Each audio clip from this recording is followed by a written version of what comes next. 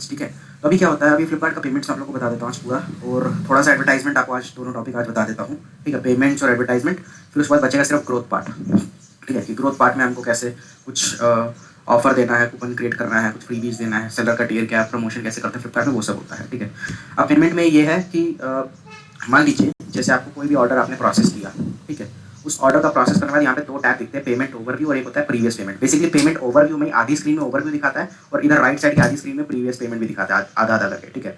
और उसके बाद ये अलग से होता है सर्च करने के लिए, अगर आपको किसी स्पेसिफिक ऑर्डर का पेमेंट नहीं आया और आपको उसी ऑर्डर का पेमेंट जानना है तो उसके लिए होता है। जैसे अगर आप पेमेंट ओवरव्यू में जब क्लिक करोगे ना तो आपको दिख जाएगा पेमेंट ओवरव्यू। जैसे इनको 11 जुलाई आज कोई पेमेंट आना, कोई पेमेंट नहीं है, इनका माइनस में तो नहीं होना चाहिए इनका अकाउंट। रिफ्रेश करता हूँ, इनका माइनस में अकाउंट। ओके, ठीक है। अभी जैसे इनका 14 जुलाई को कोई भी पेमेंट नहीं आना है, 16 को भी आप देखोगे तो सब 0 दिखा रहा है, टोटल इनका अकाउंट माइनस 220 रुपये 221 रुपये में है। ठीक है। फिर यहाँ पे आपको दिखाता है प्रीवियस पेमेंट, और यही अगर आप पेमेंट ओवरव्यू की जो आपको पेमेंट आने वाला है इन फ्यूचर में, ठीक है, और जो आपको पहले पेमेंट मिल गया वो प्रीवियस पेमेंट में आप क्लिक करोगे तो आप एक्चुअली ऐसे हिस्ट्री देख सकते हो कि किस किस दिन कितना मिला जुलाई में, या अगर मैं इनका जून में क्लिक कर दूंगा तो आपको दिख जाएगा जून में अगर कोई पेमेंट मिला है, या मई मंथ में जैसे दिख जाएगा ये एक पेमेंट मिला था 365 का, फिर 369 का, ऐसा आपको पेमेंट का डिटेल मिलेगा। बाकी पेमेंट ओवरव्यू में अगर आप क्लिक करोगे तो आपको जितना पेमेंट अभी और फ्यूचर में आने वाला है और कितना पेमेंट आपको कुछ लास्ट के एक हफ्ते में जो दिखा है वो लास्ट के एक हफ्ता यहाँ पे दिखाता है। ठीक है। तो no payment schedule you can say, और total payable value is negative, इनका अकाउंट थोड़ा नेगेटिव 220 रुपये में। और उसके नीचे बेसिकली आपको उसका एक चार्ट बन के आ जाता है कि उसमें आपको जो आपको पेमेंट आने वाला है उसमें से कितना टैक्स सेटलमेंट रिकवरी है, सर्विसेज का अगर कुछ चार्जेस है तो, अगर आपको मार्केट प्लेस फीस में कुछ रिबेट मिला है तो, मतलब जैसे मैंने आपको सिखाया था ना सेलर का रैंक के हिसाब से कुछ रिबेट मिलता है, आप कौन से टीयर में, जैसे ये सेलर जो है सिल्वर रैंक के सेलर है। ठीक है। अगर कुछ आपको अगर SPF मिला हो या नॉन ऑर्डर SPF है सेलर प्रोटेक्शन पर, जैसे लोग मीशो में क्लेम रेज करते हैं ना, तो अगर आपने कोई क्लेम रेज किया हो फ्लिपकार्ट में, अगर आपको कोई ऑर्डर गलत आया हो तो उसका सारा आपको दिखेगा कि जैसे मान लो आपका सामान बेचने से आपको मान लो यहाँ पे 500 रुपये पेमेंट दिखा रहा है और आपने कुछ क्लेम रेज किया तो उसके 200 रुपये आ रहा है, तो आपको टोटल आपको आने वाला है 700 रुपये का पेमेंट आने वाला है। ओके।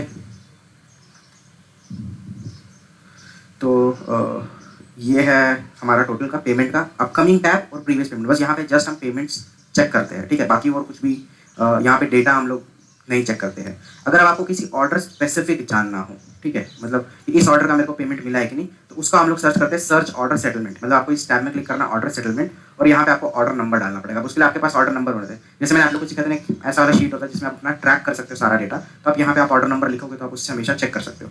जैसे अगर मैं इनका लास्ट 30 डेज का, अगर मैं ये ऑर्डर नंबर जैसे कॉपी करता हूँ, सर्च ऑर्डर सेटलमेंट, अब ये ऑर्डर नंबर मैं अगर यहाँ डालूंगा तो मुझे दिखा देगा कि इस ऑर्डर का सेटलमेंट है 221 में भी कस्टमर रिटर्न आ गया होगा। क्या ये कस्टमर रिटर्न है? एक मिनट, कोई और ऑर्डर का मैं आपको दिखाता हूँ जिसका रिटर्न ना आया हो। सर्च ऑर्डर सेटलमेंट, आपको यहाँ पे ऑर्डर नंबर पूरा डालना है जो OD से स्टार्ट होता है। आप सर्च करोगे तो आपको दिख जाए, जैसे इनका एक ऑर्डर बिका था जिसका सेल्स अमाउंट था 499 रुपीज़, एंड उसमें से 396 रुपीज़, मतलब आप मान लीजिए 100 रुपीज़ अकाउंट में क्रेडिट हुआ था। मार्केट प्लेस फीस था 85 रुपीज़, 17 या 18 रुपीज़ था इनका टैक्सेस, 100 रुपये करीब करीब कटा है इनका। ठीक है। और इनके अकाउंट में इसका 400 रुपये क्रेडिट हुआ है। तो हम लोग ऐसे चेक कर सकते हैं आप किस ऑर्डर का, और जैसे ही आपको यहाँ पे दिखाई देगा जो भी आप ऑर्डर बेच रहे हो, ठीक है, आप उसका इस जो ब्लू कलर का बॉक्स है इसमें आप क्लिक करोगे तो आपको दिख जाएगा कि क्या SKU था, क्या ऑर्डर था, इसका कितना क्वांटिटी आपने बेचा है, एंड उसके नीचे आपको दिख जाएगा जैसे ऑर्डर 13 मई को था, फिर 15 मई को डिस्पैच हुआ था, 21 तारीख को डिलीवर हुआ, 26 तारीख को ऑर्डर सेटल होकर 27 तारीख को या 26-27 को इनका पेमेंट क्लियर हो गया है। ठीक है। तो इनका ये इनका ऑर्डर हिस्ट्री है। और बाकी आपको जो मैंने जैसे आपको बताया था कि अगर आपको अकाउंट ये अलग, वो लोग पूछ रहे थे इसे शीट को कैसे मेंटेन करना है, तो इसमें क्या करना है, आपको जब ऑर्डर आएगा वो लिख दो, जो भी आपका प्रोडक्ट है चेन लिख दो, AWB नंबर, तो जब आप लेबल डाउनलोड करोगे जो भी है आपको नंबर लिखना पड़ेगा। AWB स्टेटस आपका रहेगा पिकअप पेंडिंग डिलीवर्ड जैसा भी रहेगा, कोरियर पार्टनर फ्लिपकार्ट लॉजिस्टिक। अब यहाँ पे आपको लिखना होता है इनवॉइस अमाउंट, ये सारे फॉर्मुलेटेड रहते हैं। अगर आप लिख दोगे जैसे इनका इनवॉइस अमाउंट था 499 रुपीज़, 499 रुपीज़ जैसे ही मैं लिखूंगा तो यहाँ पे आ जाएगा 89 रुपीज़ अपने आप कैलकुलेट होता है, मतलब इस अमाउंट का 89 रुपीज़ GST पे करना है। ठीक है, सेलर को 89 रुपीज़ मतलब टोटल GST। अब इसमें से फ्लिपकार्ट से भी कुछ इनपुट मिलेगा, तो जो फ्लिपकार्ट का ये इनपुट होता है, ठीक है, इसको मैं 0 कर देता हूँ।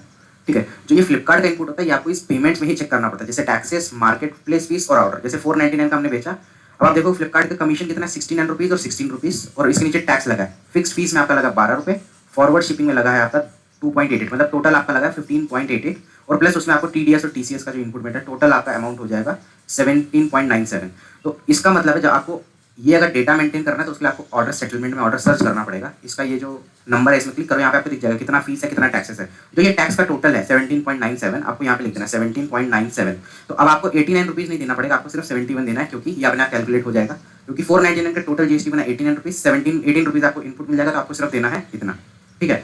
अब हमको यहाँ पे लिखना है फ्लिपकार्ट का कमीशन कितना है, मतलब फ्लिपकार्ट का कमीशन प्लस फ्लिपकार्ट का जो भी शिपिंग चार्जेस है। तो हम देख सकते हैं मार्केट प्लेस फीस दोनों मिला के टोटल 85 रुपीज़ है ना। तो हम यहाँ पे कमीशन में लिख देंगे 85 रुपीज़, और अभी हमारा प्रॉफिट देख सकते हैं -71 है, जो कि हमें खुद की जेब से जीएसटी भरना है।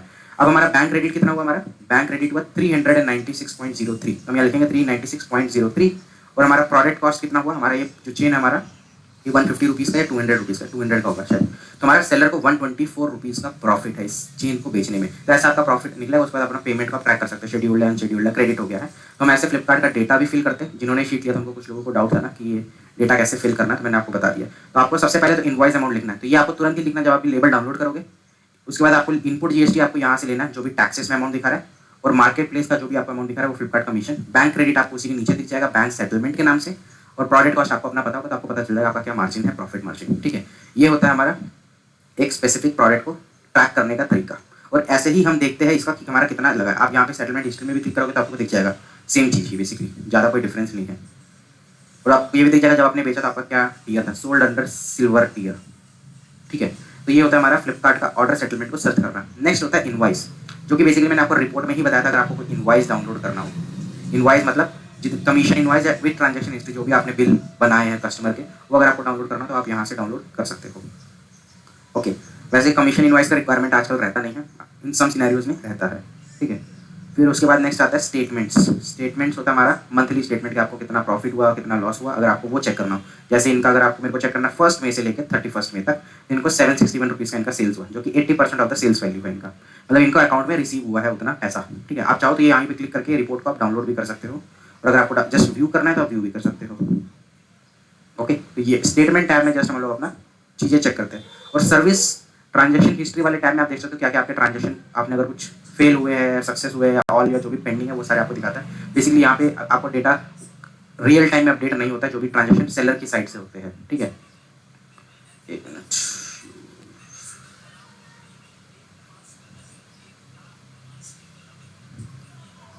एंड द लास्ट जो सबसे इंपॉर्टेंट है एसपीएफ, सेलर प्रोटेक्शन फंड। अगर आपको कभी भी कोई ऑर्डर, आपको आरटीओ आ रहा है या कस्टमर रिटर्न आ रहा है,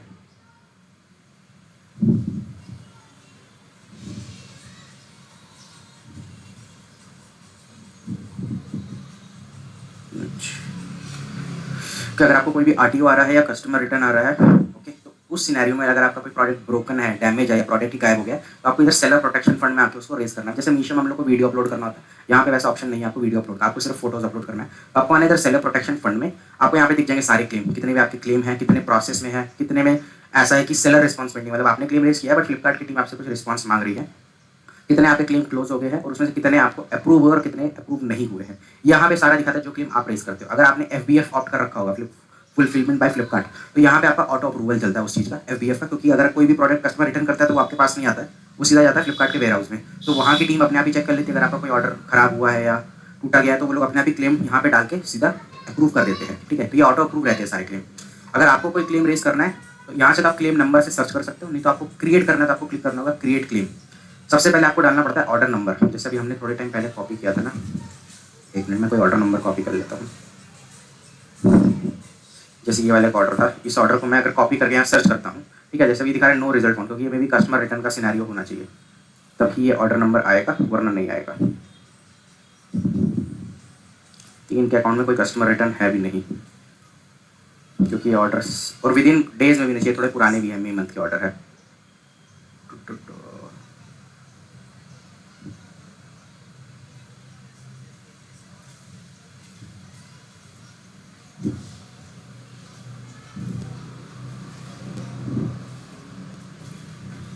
ये आना तो चाहिए ये वाला ऑर्डर। ओके, एनीवे यहाँ पे दिखा नहीं रहा है अभी ऑर्डर नंबर सर्च करने से, बट जब भी आपको कोई भी ऑर्डर का क्लेम रेज करना है ना, आप इधर क्रिएट न्यू में क्लिक करोगे, आपको ऑर्डर नंबर या टाइप करके सर्च करना है। तो यहाँ पे आपको एक बॉक्स में वो ऑर्डर का डिटेल आएगा, उसमें आपको क्लिक करना है रेस कंप्लेन या रेस क्लेम, और नीचे आपको ड्रॉप डाउन मिलेगा। जैसे मीशो में जब हम क्लेम रेस करते हैं तो हमें लिस्ट मिलती है ड्रॉप डाउन की कि डैमेज प्रोडक्ट है, डिफरेंट प्रोडक्ट है, वैसे करके इसमें भी आपको एक लिस्ट मिलेगी। आपको एक प्रॉपर लिस्ट सेलेक्ट करना है, क्योंकि आप लोग ने मीशो का ऑलरेडी ट्रेनिंग ले लिया है, तो आप लोग को पता होगा कि आपका प्रोडक्ट किस कैटेगरी में आ रहा है। आपको टूटा हुआ प्रोडक्ट मिला है, या आपको आधा प्रोडक्ट मिला, आधा प्रोडक्ट आपका चोरी हो गया या गायब हो गया, या कुछ आपका प्रोडक्ट आपने भेजा कुछ और था, आपको मिला कुछ और है, ठीक है। तो कोई भी सिनेरियो का आपको लिस्ट से चूज करना है। उसके बाद वहाँ पे आपको जो भी आपको प्रोडक्ट रिसीव हुआ है उसका सबसे पहले तो आपको उसका लेबल डालना, जो भी प्रोडक्ट जो फ्लिपकार्ट की पैकेजिंग में आपको उसका फोटो लेकर डालना है, फिर अंदर के प्रोडक्ट का फोटो लेकर डालना है। वहाँ पे आपको सैम्पल इमेजेस भी दिखेगा, वो सारा इमेज जैसा वहाँ पे वो लोग मांग रहे हैं वैसा आपको इमेजेस अपलोड करके क्लेम सबमिट करना है। जैसे आप क्लेम सबमिट करते हो वो इन प्रोसेसिंग में शो करने लगेगा आपको। और फ्लिपकार्ट में दो तरह के होते हैं रिटर्न, एक होता है रिटर्न और एक होता है डू नॉट एक्सपेक्ट रिटर्न। ये अभी रिसेंटली आया है। तो डू नॉट एक्सपेक्ट रिटर्न वो है जिस स्पेसिफिक प्रोडक्ट का आपको रिटर्न नहीं मिलेगा, मतलब उसका अमाउंट बहुत ही कम है या बहुत सस्ता प्रोडक्ट अगर वैसा कुछ होता है तो उन सिनेरियो में वो प्रोडक्ट का क्लेम नहीं मिलता है। या अगर वो प्रोडक्ट गुम हो जाएगा फ्लिपकार्ट से, ठीक है, या वो बहुत हैवी प्रोडक्ट है तो वो सब रिटर्न में नहीं आता है, वो आपको फ्री खुद से लेना पड़ता है। हैवी का अभी तक मैंने कोई इशू सुना नहीं है, बट अगर फ्लिपकार्ट की टीम से कुछ गुम हो जाता है, लॉस हो जाता है, तो वो डू नॉट एक्सपेक्ट रिटर्न में मूव हो जाता है। या बहुत ही स्मॉलर प्रोडक्ट होता है तो वो भी आपको नहीं आता है प्रोडक्ट, ठीक है।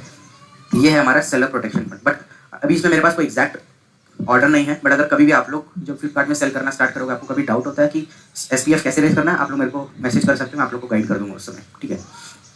नेक्स्ट हमारा एडवर्टाइजिंग पार्ट। अब एडवर्टाइजिंग में क्या होता है ना, फ्लिपकार्ट में पहले था कि आप फ्लिपकार्ट का वॉलेट रिचार्ज करो और उसके बाद आप एडवर्टाइज कर सकते हो, बट अब आगे ANPN, एडवर्टाइज नाउ पे लेटर। तो आपको आज एडवर्टाइज आप करो या पूरा महीना एडवर्टाइज करो, ठीक है, उसके बाद जो भी बिल बनेगा फ्लिपकार्ट आपको मंथली सेटलमेंट में आपका काट लेगा, जो भी आपका ऑर्डर सेटलमेंट होगा, ठीक है। तो ये नया आ गया। तो आपको जब भी एडवर्टाइज करना है, you have to click advertising, ठीक है। जब आप एडवर्टाइजिंग क्लिक करोगे तो ये आपका पैनल खुल जाता है, ठीक है। यहाँ पे हम लोगों ने कुछ ऐड चलाए थे एक बार, ठीक है। तो होम पेज में जाओगे तो ये आपका होम पेज आता है फ्लिपकार्ट का, कि यहाँ पे आपको ऑप्शन दिखता है ऐड मनी, यहाँ पे दिखता है रेट कार्ड, आप देख सकते हो इनका और इनका कितना वॉलेट बैलेंस है। फिर आता है कैंपेन मैनेजर, ठीक है। कैंपेन मैनेजर में आपको दिखता है आपने कितना ऐड चलाया है। जैसे अभी हमारा बैलेंस अराउंड 384 रुपीज़ हमारे अकाउंट में पैसे पड़े हुए हैं, ठीक है। तो अगर मान लो जब भी आप कुछ पैसे स्पेंड करते हो, मैं मई मंथ का आपको दिखाता हूँ, मई मंथ में पता नहीं कुछ ऐड चलाया भी है कि नहीं। जैसे मई मंथ में आप देख सकते हो हमने 551 रुपीज़ ऐड में स्पेंड किया था, ठीक है। 550 रुपये स्पेंड किया था, हमें 59, ये हमारा उस समय का नया अकाउंट था, तो हमने इसमें विजिबिलिटी के लिए हमने इसको चलाया था, ठीक है। तो हमारा ROI तो कुछ नहीं आया था इससे, बट एक्चुअली हमें आया था, यहाँ पे नहीं शो कर रहा है। व्यूज़ हमें आए थे 59K, ठीक है, 59K, ऑलमोस्ट 60K के करीब व्यूज़ आए थे। अराउंड 689 लोगों ने क्लिक किया था। ROI होता है रिटर्न ऑन इन्वेस्टमेंट, मतलब 500 रुपये जब आप इन्वेस्ट कर रहे हो तो आपको कितना रिटर्न मिला, ठीक है। फिर कितने लोगों ने आपका प्रोडक्ट देखा, कितने लोगों ने क्लिक किया। CTR होता है क्लिक थ्रू रेट, जो कि व्यूज़ और क्लिक्स को डिवाइड करके आता है कि कितने लोग परसेंटेज लोगों ने क्लिक किया, कितना यूनिट आपने बेचा। और CVR होता है कन्वर्जन रेशियो, ठीक है। आपका कन्वर्जन रेशियो, जैसे 600 लोगों ने क्लिक किया और इतना यूनिट बिका तो आपका कन्वर्जन रेशियो कैसा है, ठीक है। बट अगर आप यहाँ पे देखोगे, जो हमने एडवर्टाइजमेंट चलाया था ये फर्स्ट 10 लिस्टिंग के नाम से, हमने इसमें 1000 रुपये का रखा था, जो कि हमने 550 रुपये जो आपको यहाँ देख रहे हैं हमने खर्च किए थे, ठीक है। जिसमें कि हमें 3 ऑर्डर आके हमने अराउंड 2200 का रेवेन्यू किया था, जो कि ऑलमोस्ट 4 का ROI था। एट इन नया अकाउंट में बहुत अच्छा ROI था। CTR भी हमारा 1.15 था और कन्वर्जन रेशियो 0.44 का था। हमारा जो हमने एड स्पेंड किया था 500, उसका हमने रिकवर कर लिया था विद इस रेवेन्यू से, ठीक है। तो आपको एज ए एडवर्टाइजमेंट दिखता है। नेक्स्ट, अगर आपको यहाँ पे वॉलेट दिख रहा है, पहले यहाँ पे वो ऑप्शन आता था वॉलेट में पैसा ऐड करने का, यहाँ पे भी जैसे भी ये वॉलेट दिख रहा है ना आपको, यहाँ पे वॉलेट में क्लिक कर सकते हो। ऐड मनी आप अभी भी करने का ऑप्शन दिखा रहा है, बट यहाँ पे अब आ रहा है सिर्फ, पहले आता था डेबिट कार्ड क्रेडिट कार्ड, अब आ रहा है एडवर्टाइज नाउ पे लेटर इज एनेबल्ड। अगर मैं यहाँ पे डाल दूँ 1000 रुपये तो मेरे में आ जाएगा, प्रोसीड करके बेसिकली मेरे को ऐड करना पड़ेगा, ठीक है। या तो डेबिट कार्ड से आप पे भी कर सकते हो, नहीं तो आप अभी एडवर्टाइज करो, जो आपको जो जितने भी ऑर्डर आएंगे उसकी तरफ से आपको पेमेंट मिलना होगा, उससे ये लोग एडजस्ट कर लेंगे, ठीक है। तो ये इनका होता है वॉलेट सिस्टम।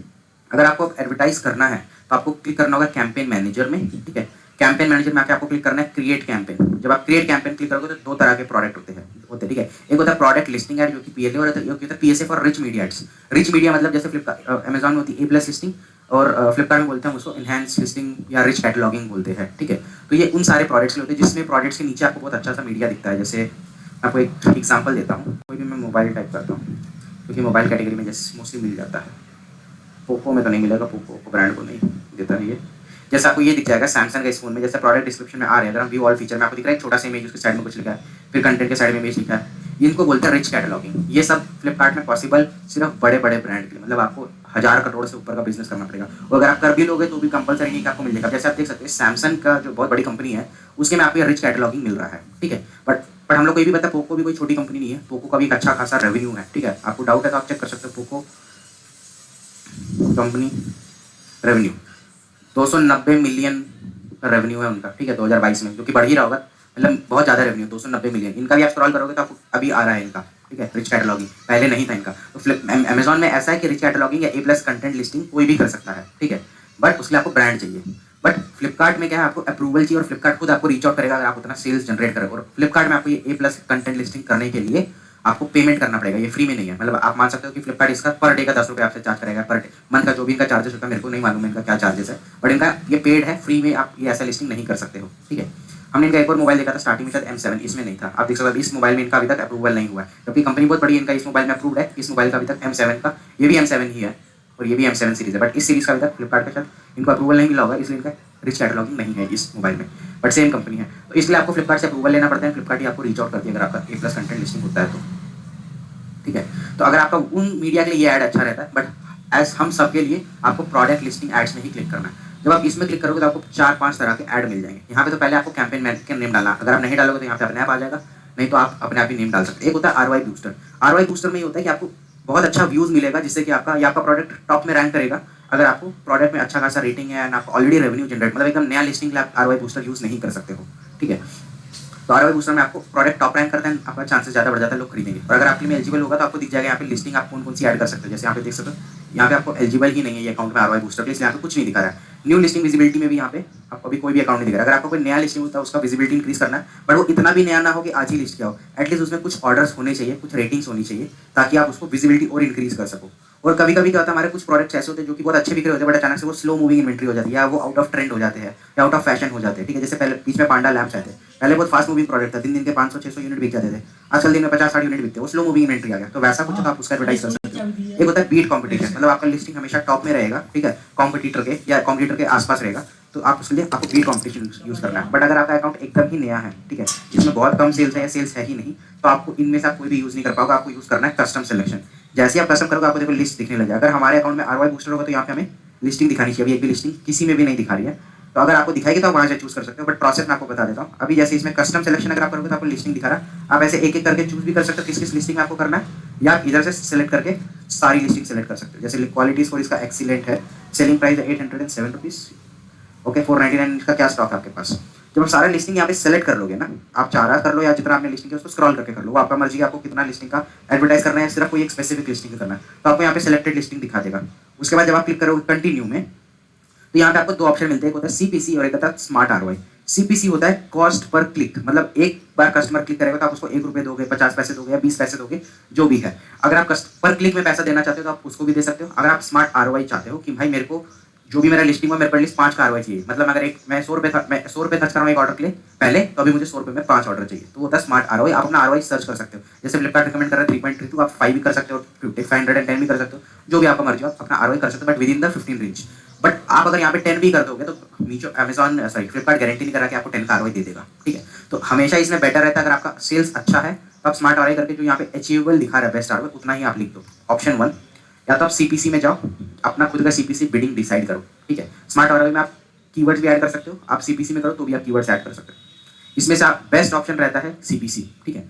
फिर आपका ड्यूरेशन आ जाता है कि कब स्टार्ट होगा, किस टाइम पे होगा, तो आप यहाँ पे चूज कर सकते हो। जैसे मान लो मेरे को ये एडवर्टाइजमेंट मेरे को कल चालू करना है सुबह 10 बजे, ठीक है, मैंने डन कर दिया। अभी जैसे नो एंड डेट लिखा है या टिल द बजट लास्ट, मेरा बजट में डाल देता हूँ, मेरा बजट 1000 रुपये है। या तो आप इसका एंड डेट भी चूज कर सकते हो, ये कल 12 बजे रात को 8 बजे खत्म हो जाना चाहिए, तो मतलब मेरा सुबह 10 बजे से रात के 8 बजे तक चलेगा, मेरा बजट है 1000 रुपये। या टिल बजट एंड कर दो कि जब तक मेरा 1000 रुपये खत्म नहीं हो जाता, चाहे 1000 रुपये 1 घंटे में खत्म हो जाए, चाहे आप सुबह 10 बजे से 8 बजे तक सिर्फ 600 रुपये खर्चो, कुछ भी आप कर सकते हो। और अगर आप 3-4 दिन के लिए चला रहे हो और आपने यहाँ पे बजट लिख दिया जैसे मान लो 2000 रुपये, ठीक है, और आपने बजट चला दिया 4 दिन के लिए, तो अगर आप यहाँ सेलेक्ट कर दो equally divide my budget for all days, तो आपका क्या होगा, जितना भी आपने बजट एलोकेट किया वो 4 दिन में डिवाइड होता है, मतलब 500 रुपये हर एक दिन का।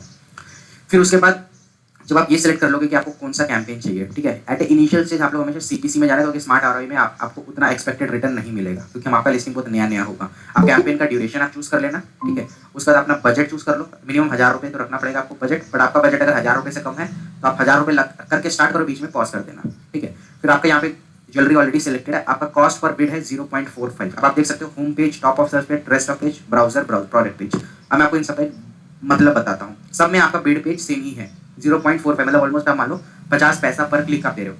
होम पेज ये होता है फ्लिपकार्ट में, जैसे किसी ने कोई खोला, अब ये दिख रहा है होम पेज, ऐसा ही मोबाइल में दिखता है, ऐसा ही वेब में दिखता है। अब होम पेज में मेरे को कोई प्रोडक्ट दिख जाए जो कि मैं खरीद लूँ, आया आपका ही प्रोडक्ट मान लो ऐसे स्क्रॉल करते करते होम पेज में दिख रहा है, एंड कस्टमर होम पेज से क्लिक करके उसको बाई कर रहा है अगर, तो आपको पर बिड देना पड़ेगा 0.45।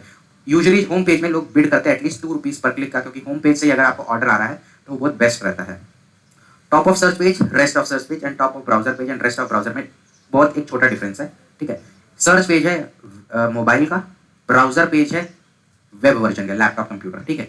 मतलब ये फर्स्ट हुआ है मोबाइल वाले लोग, ये है ब्राउजर लैपटॉप कंप्यूटर वाले लोग। सर्च पेज ये होता है जैसे मान लो मैंने टाइप किया मोबाइल, ठीक है, जैसे आपको बताया। अब इसमें जो आपका कैटेगरी एक है टॉप और एक है रेस्ट।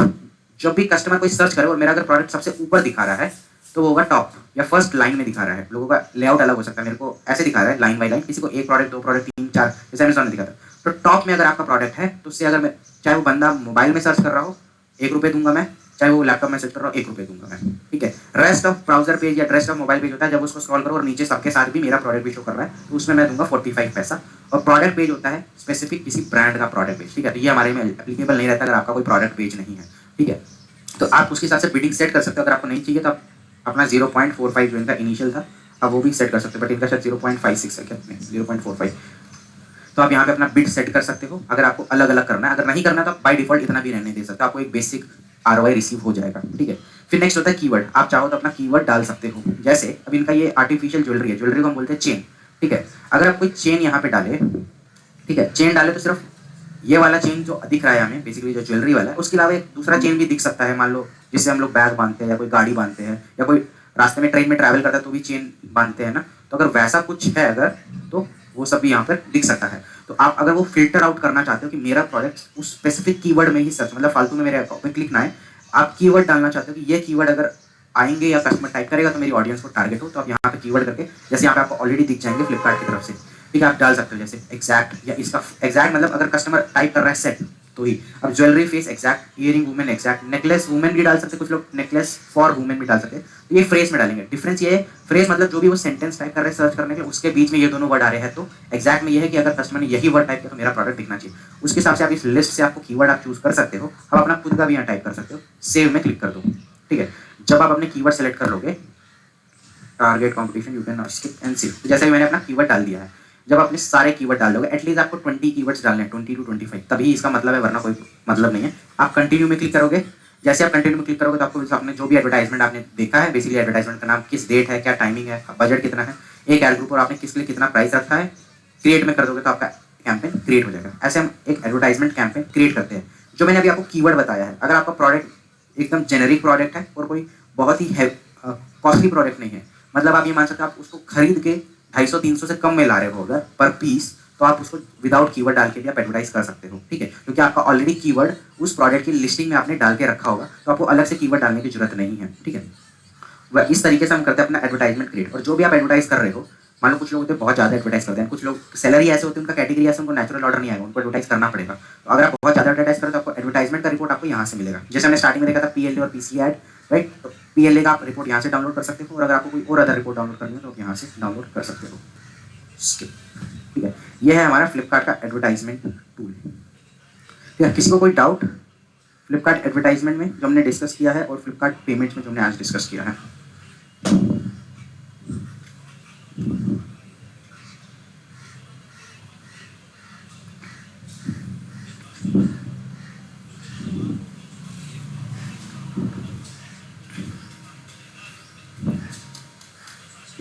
ओके ओके, तो आई थिंक किसी को कोई डाउट होगा नहीं। तो